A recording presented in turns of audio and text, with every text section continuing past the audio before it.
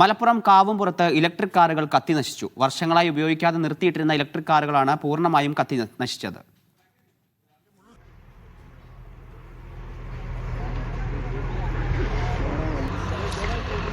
വിവരങ്ങളുമായി ജംഷീർ കഴിഞ്ഞുണ്ട്. ജംഷി, എന്താണ് ഈ തീപിടുത്തത്തിന്റെ കാരണം? ഈ തീപിടുത്തത്തിന് കാരണം എന്താണെന്ന് വ്യക്തമായിട്ടില്ല.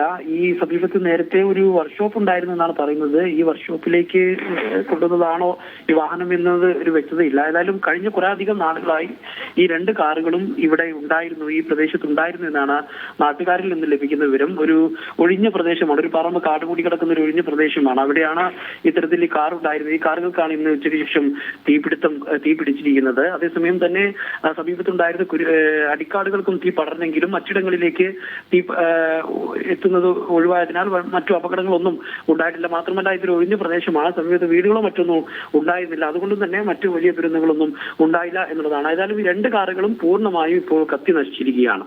ശരി.